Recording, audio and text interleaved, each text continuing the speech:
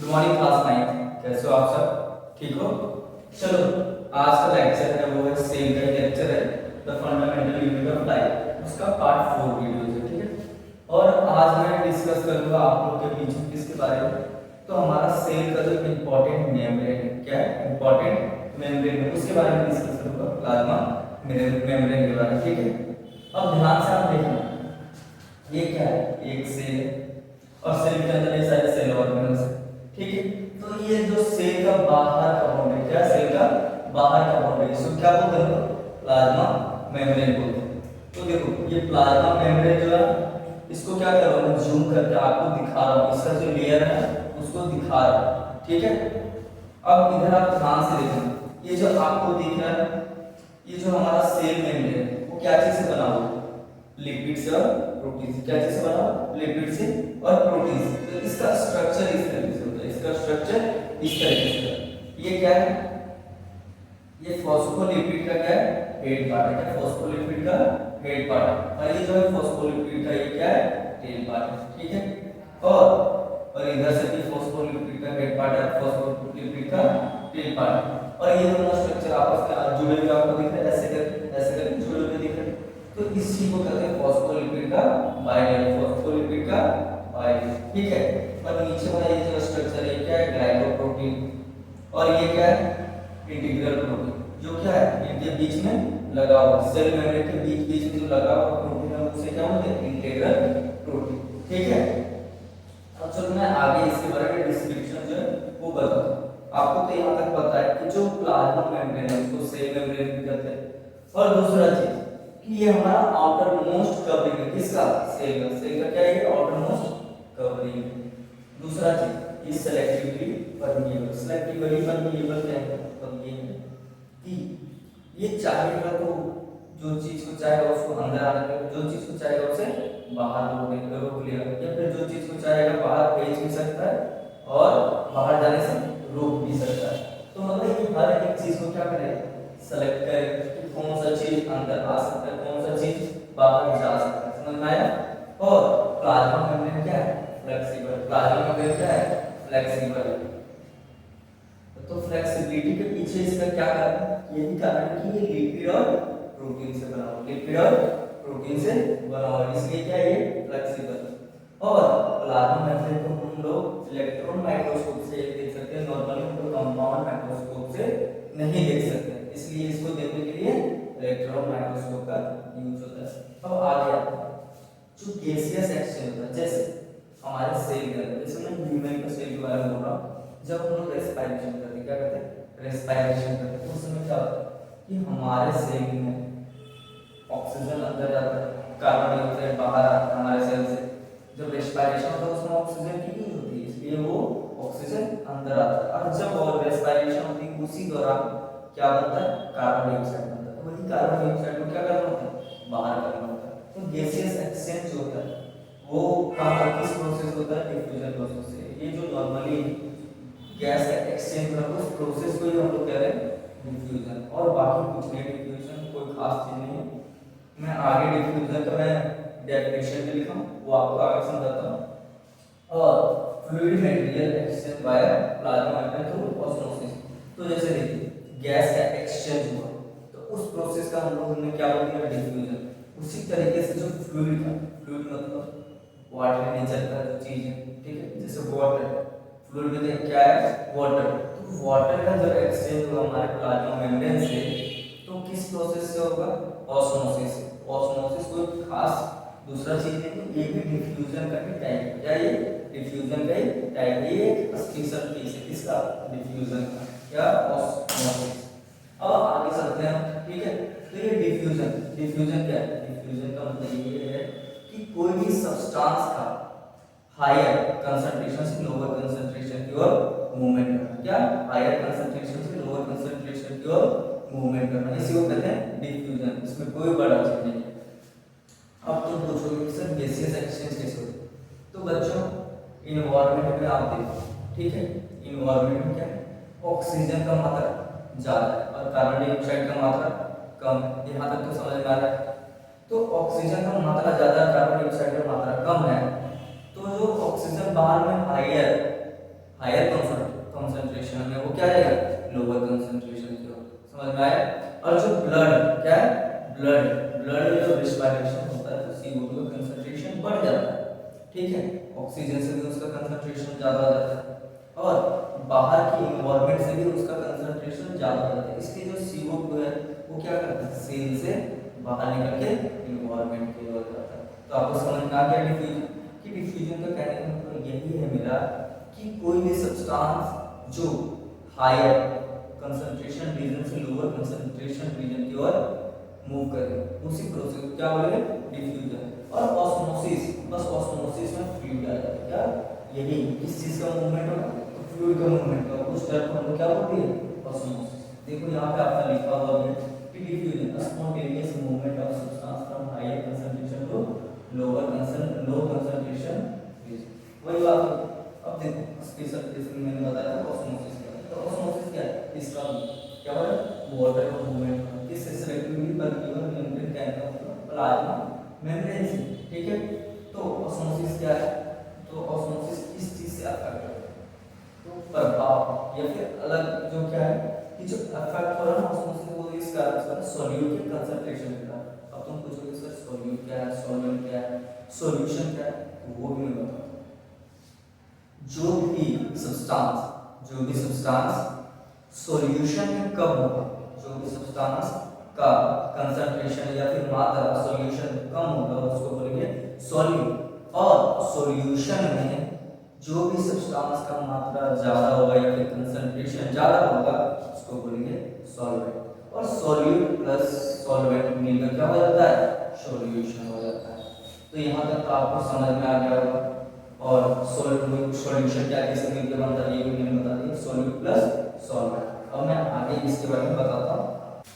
तो बच्चों मैंने आपको बताया था सॉल्यूट, सॉल्वेंट और सॉल्यूशन की बात, ठीक है। अब आप समझो कि सॉल्यूट होता क्या है, सॉल्वेंट होता क्या है और सॉल्यूशन क्या है। तो देखो आप एक गिलास पानी लो, आप खा लो एक गिलास पानी लो, उसमें क्या ऐड करो, शुगर ऐड करो और उसको साथ में मिक्स करो, तो उसके मिक्सचर से जो चीज बनी है उसी को क्या बोलेंगे, सॉल्यूशन। अब तुम बोलोगे सर सॉल्यूट क्या है, सॉल्वेंट क्या है।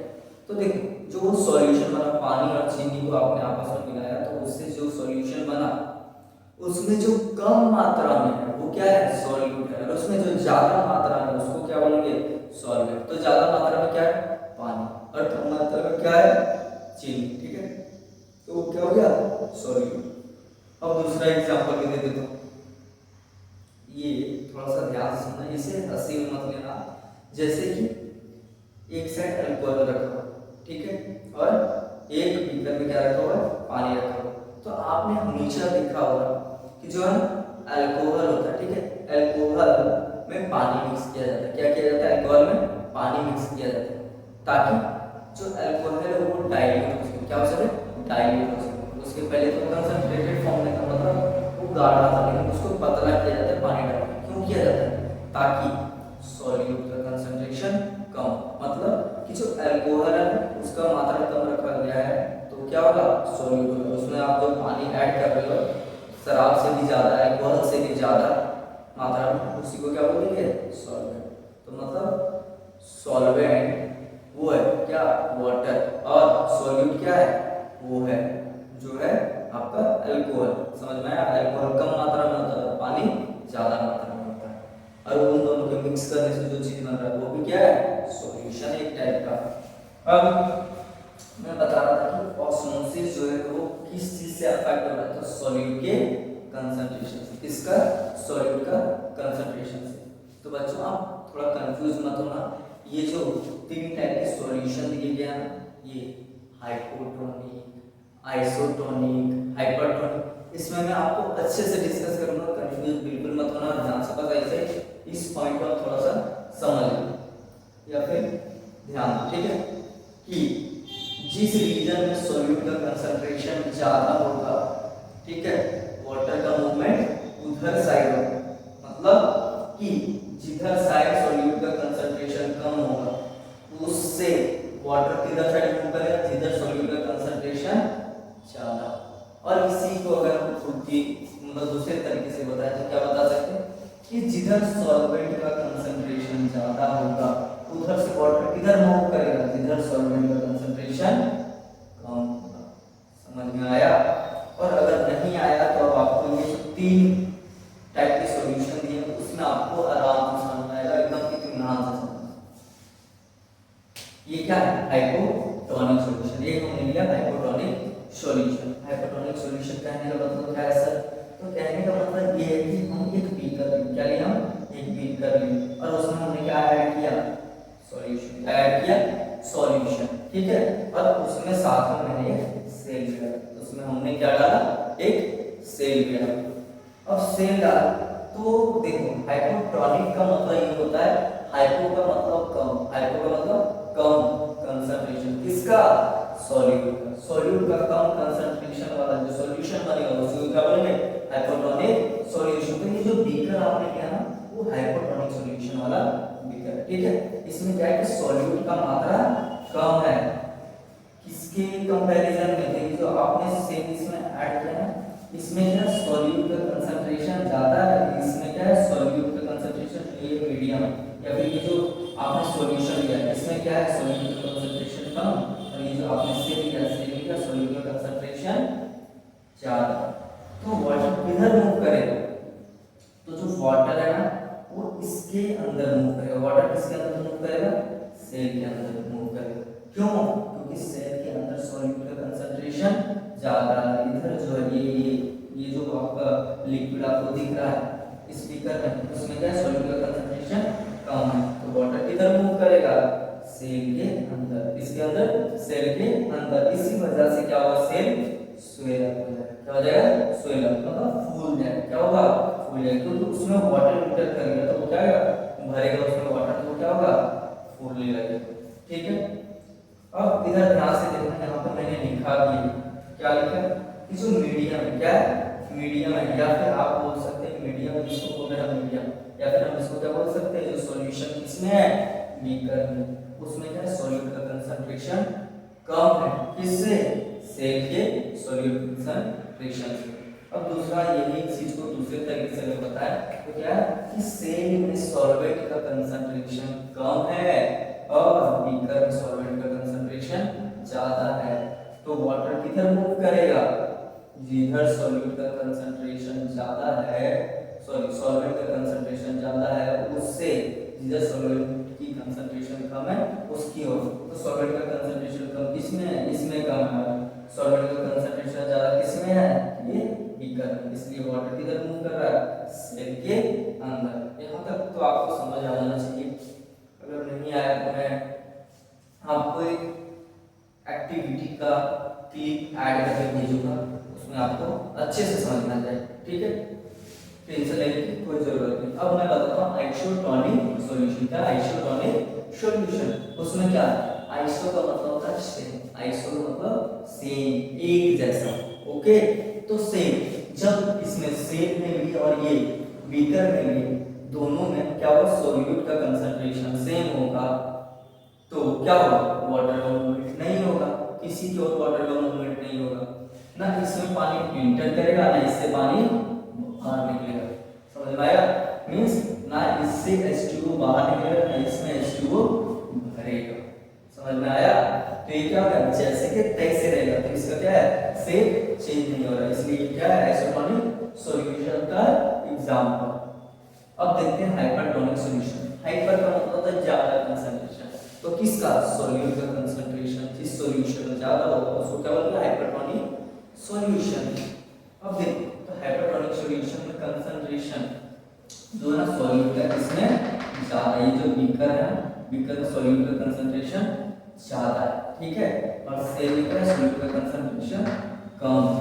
तो देखो जहां पे सॉल्यूट का कंसंट्रेशन ज्यादा होगा वाटर का मूवमेंट उधर साइड में, तो देखो इधर यहाँ से क्या होगा, वाटर का मूवमेंट इधर होगा, तो यहाँ से पानी क्या होगा, सेल से पानी बाहर निकलेगा, मींस H2O बाहर निकलेगा, और कहाँ पे आएगा, तो बीकर, समझ में आया, या फिर सॉल्यूशन में या मीडियम। इस कारण क्या होगा, सेल के अंदर से पानी बाहर निकला तो क्या होगा, सेल श्रिंक कर गया, सेल क्या होगा, श्रिंक कर गया। अब एक बार ध्यान से समझना, हाइपरटोनिक सॉल्यूशन था उसमें क्या होता, सेल स्वेल अप फैल रहा, क्यों? क्योंकि उसमें वाटर एंट्री कर जा रहा था। लेकिन हाइपरटोनिक सॉल्यूशन में क्या हो रहा है, वाटर सेल से बाहर निकल रहा है, वाटर सेल से बाहर निकल रहा है, तो क्या होगा, सेल श्रिंक कर जाएगा, सेल क्या होगा, श्रिंक कर जाएगा। ठीक है, अब देखो भाई यहाँ पे 3-4 वर्ड्स दिए हुए हैं जिसके बारे में बता देता हूँ आपको। इंडोसाइटोसिस क्या होता है, एक्सोसाइटोसिस क्या होता है, फैगोसाइटोसिस क्या होता है, पिनोसाइटोसिस क्या होता है। तो इंडोसाइटोसिस का मतलब ये होता है, इंडो का मतलब अंदर आना, इंडो का मतलब अंदर आना, साइटोसिस का मतलब सेल के अंदर आना, किसके अंदर आना, सेल के अंदर आना। इंडोसाइटोसिस का मतलब कोई भी सब्सटेंस का किधर की ओर मूवमेंट होना, सेल के मेम्ब्रेन की ओर या सेल के अंदर मूवमेंट होना, तो इसको क्या बोलेंगे, इंडोसाइटोसिस। अब एक्सोसाइटोसिस, अब क्या वर्ड लिखा हुआ है, एक्सोसाइटोसिस। तो एक्सोसाइटोसिस मतलब रिमूव होना, कोई चीज का रिमूव होना, कहां से, सेल से, और किसके थ्रू बाहर करना, प्लाज्मा मेम्ब्रेन से, तो इसको क्या बोलेंगे, एक्सोसाइटोसिस। एक्सोसाइटोसिस मतलब removal of any substance from cell. Okay, यहां तक समझ आ गया आपको एक्सोसाइटोसिस। अब मैं एक बार और फिर से समझाता हूं इंडोसाइटोसिस और एक्सोसाइटोसिस। इन मतलब अंदर होता है और एक्जिट का मतलब बाहर होता है। इन मतलब अंदर, एक्जिट का मतलब बाहर। तो इंडोसाइटोसिस में क्या होगा, कोई भी सब्सटेंस प्लाज्मा मेम्ब्रेन से होते हुए सेल के अंदर है। एक्सोसाइटोसिस में क्या होगा, कोई भी सब्सटेंस प्लाज्मा मेम्ब्रेन से होते हुए बाहर जाए। समझ में आया? अब फिर दो वर्ड बचे हुए हैं, वो क्या है, एक है फैगोसाइटोसिस, एक है पिनोसाइटोसिस। एक है फैगोसाइटोसिस, एक है पिनोसाइटोसिस। तब फैगोसाइटोसिस का मतलब होता है कि कोई भी सॉलिड सब्सटेंस, कोई भी सॉलिड सब्सटेंस का इनर साइड मतलब मूवमेंट होना, किधर, सेल के अंदर मूवमेंट होना, उसको क्या बोलेंगे, फैगोसाइटोसिस। जैसे फूड मटेरियल, क्या, फूड मटेरियल, फूड मटेरियल क्या होता है, सॉलिड होता है, तो उसका मूवमेंट अगर सेल के अंदर की ओर होगा तो उसको क्या बोलेंगे, फैगोसाइटोसिस। अब दूसरा वर्ड है पिनोसाइटोसिस, क्या है, पिनोसाइटोसिस। तो फैगो में क्या होता है, सॉलिड मटेरियल, सॉलिड मटेरियल में क्या होता है यार, फूड क्या अंदर आना, या फिर कोई भी फॉरेन पार्टिकल का अंदर आना। ठीक है, उसी को क्या बोलेंगे, फैगोसाइटोसिस। इसमें बस सॉलिड मटेरियल होना